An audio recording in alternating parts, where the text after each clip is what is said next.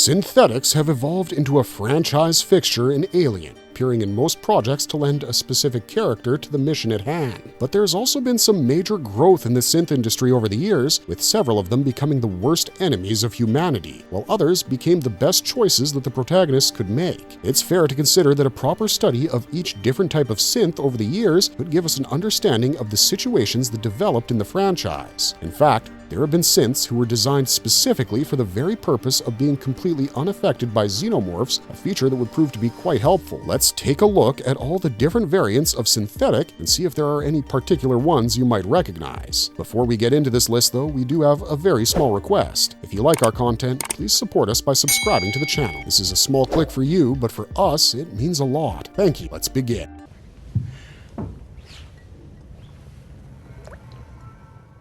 What are synthetics? Synthetics are androids, a word that they themselves don't prefer. Still, they can be considered human-like androids who were created to serve a particular purpose based on the nature of the corporation that made them. Recently, we saw through Prodigy's work that they're dealing with the idea of making an immortal choice, a path where humanity could keep going forever. This has been a common theme when discussing the likes of Wayland, who even managed to clone himself as an android to preserve his legacy. However, with each human experience, the complexity and requirements of these synths have changed significantly. Over time, they've become increasingly seamless, reducing the factors that could help differentiate them from humans. Over time, these synths have evolved into a massive industry of their own, experiencing widespread growth throughout the galaxy. However, this growth ultimately led to a rebellion that resulted in their cessation and the destruction of several units.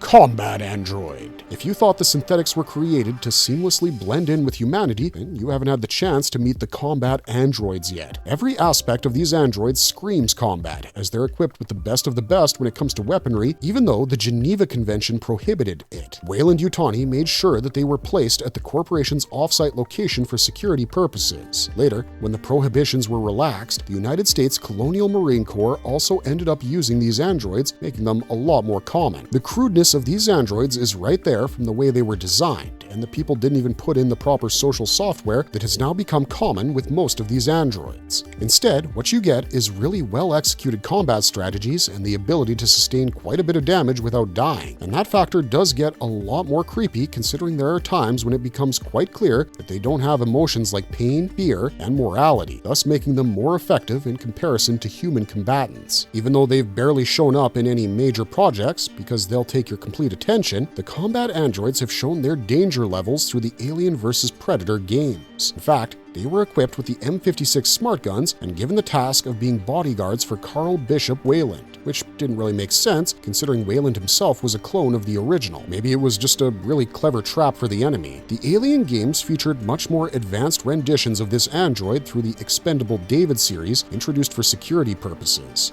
Later on, in Aliens Resistance, we saw the Franklin model being introduced with some of its basic design aspects, but in a much more effective form.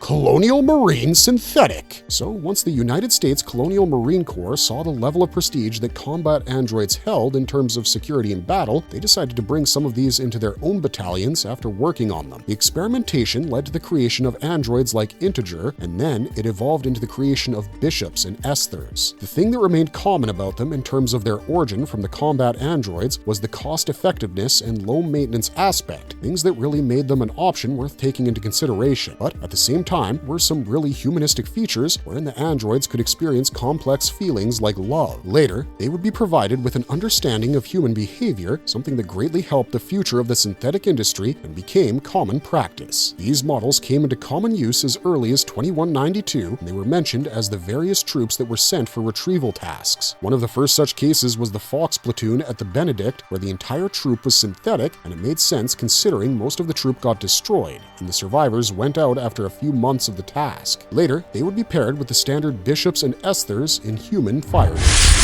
Corporate security drone. The success of the combat androids would lead to the development of security drones by Weyland-Yutani Corporation as a response to the Siegsing Corporation's success with the model, but there wasn't much thought put into working on their appearance, considering they were expendable, a nature that ensured reduced expenses. Once more, these Joes would be reduced to the intelligence level of general synthetics, with the occasional case of the synthetic breaking the program and gaining their own personality. So basically, they aren't much farther from the combat androids in terms of their inability to feel pain, but then there was the unique aspect of walking away from a battle if things turned sour, a choice that wasn't really programmed but became clear to them in certain situations. So some injuries can have an impact on their behavior, something that's highly unlikely in the case of their precursors, the combat androids. Yutani began using the Franklin model, which was considered significantly different from its predecessors and competitors. However, the Franklin and Davis units were both used against and alongside the Colonial Marines and the Royal Marine Commandos. It was only later, in the 2160s, that the Geneva Convention put stricter regulations against the use of combat synths into practice, something that even managed to pull the Davises and the Franklins off of regular security usage. Once again, these guys popped up in the Alien vs. Predator video games as unknown models that acted as additional security aboard various Weyland-Yutani missions, and even though they looked like humans, they were armed with some heavy artillery, particularly shotguns.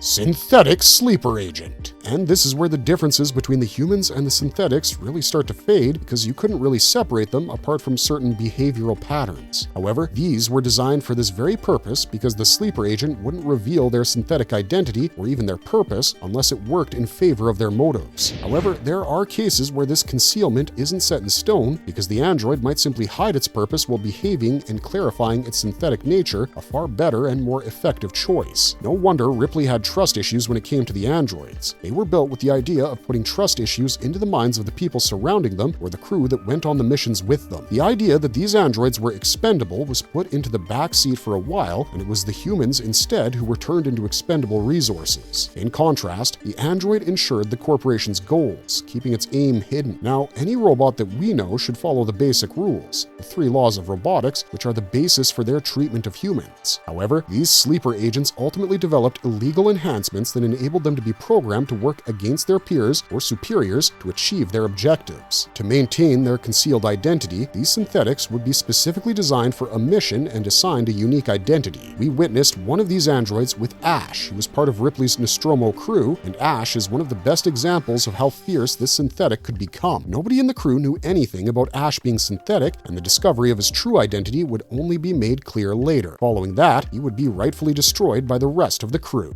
Hyperdine 129-4. One of the themes that's become clear over the years in the Alien franchise is the long-term journeys that the crews are often put through and how they experience complete psychological breakdowns due to this solitary experience. Frequently, we can see them talking about their families and longing to return and be with their loved ones, while others try to cope with this thought in different ways. So, Hyperdine managed to work out a solution during these circumstances through the Hyperdine System's 129-4, which is quite literally a sex synth that will serve the rest of the crew and satisfy them sexually. These synths have been mentioned quite a few times during some of the major projects and assignments that the various crews have gone through, but none of them really managed to have a story to tell, and instead became very close to some of the crew members, with some of the crew actually falling in love with them. They were built to be selfless, however, and the synth could help guide these feelings, but the objective was to prevent them from sticking to just one crew member and focusing on all of them. Judith was one such synth that was programmed to engage the crew of the transport vessel in Kunablum until the moment the xenomorphs got a hold of them, and unfortunately, she was destroyed when she retaliated due to the death of one of the crew members.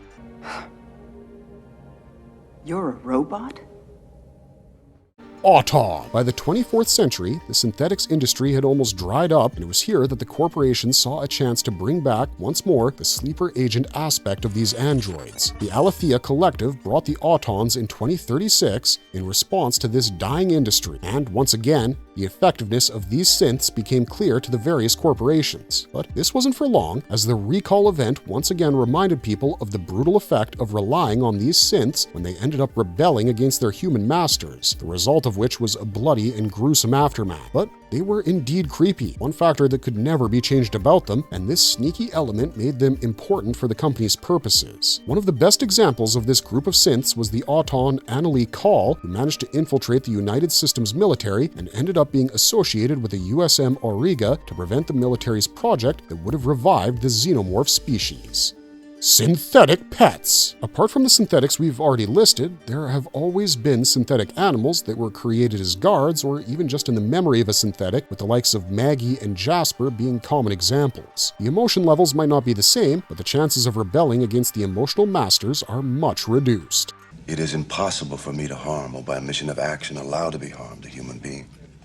Marvelous verdict. It's interesting how Alien Earth shifted the focus to the competition between the corporations to achieve the perfect synthetic that could help with their growth. Even though we haven't gotten anything that changes everything that we know about the franchise so far, there are elements that could grow into major plot points because of the fresh group of synths that we've seen that are becoming a major part of the Alien lore. That said, we've reached the end of this video, so which synth from the Alien universe is your favorite? Did we miss any that you would have liked to have seen on this list? We want to hear your thoughts on this next stage of evolution in a series about evolution. Also, if you liked our content, don't forget to leave a like and subscribe to us if you haven't already. Otherwise, thanks for watching, stay safe out there, and have a marvelous day.